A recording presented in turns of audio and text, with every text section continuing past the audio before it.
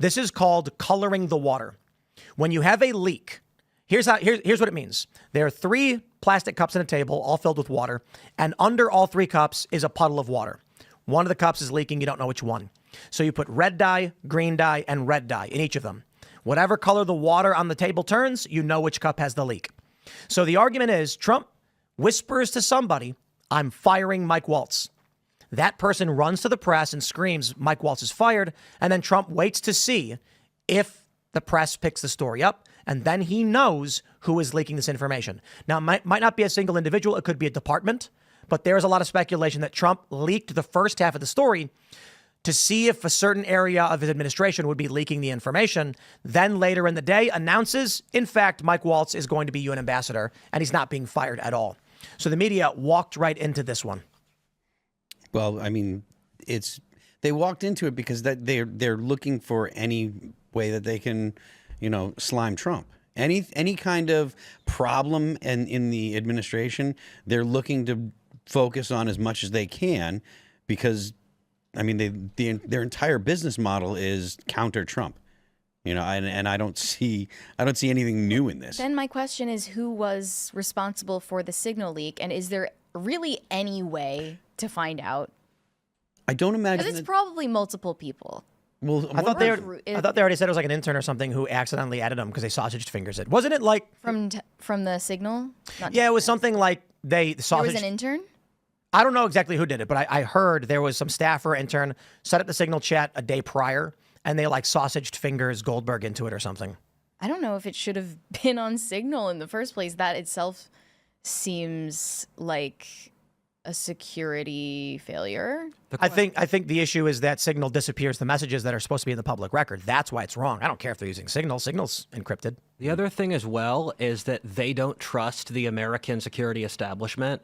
And so Signal is an independent, non-rest of American regime-aligned thing because any of the normal military systems they could use might be getting bugged by the other side. Is there any alternative? I mean, I just assumed that they had know. encrypted email services. I got to be honest. Thought that was a thing that they used. They have internal internet, like what intranet, and there's that. Yeah. But they don't actually have, and it's just too much of a hassle, I guess. Well, the thing is, the intranet stuff, if I understand correctly, and I'm not an expert on top secret or the system that they use, but if I understand correctly, you have to be in a skiff to access those computers because those computers are only connected to other, computers on the network, and you have to be in a secret a secure facility. I think there's another way to put it.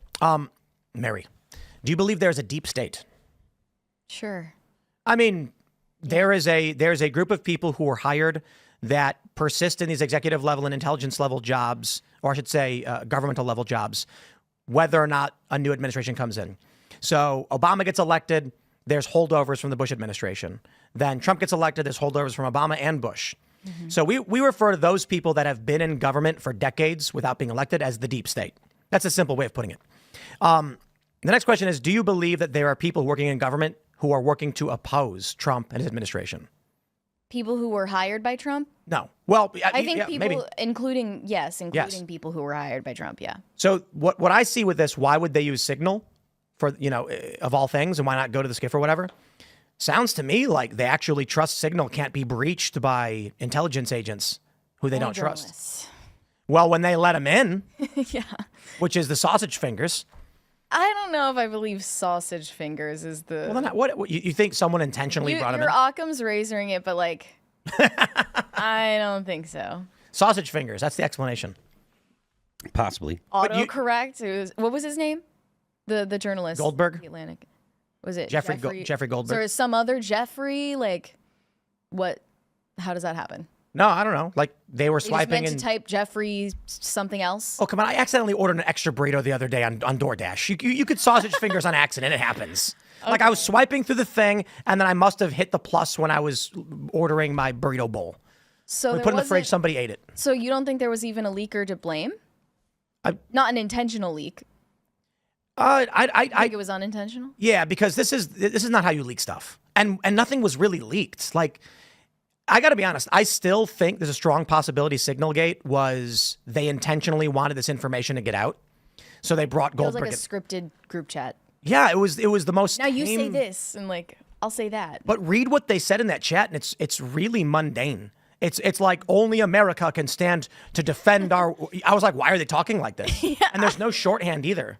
Yeah, I thought I heard some takes that it was more so to portray Vance as being Anti-war. anti-war, like leaning anti-war. So it seems like that could be the case, but either way, it's not even a story. Journalists get access to this information all the time.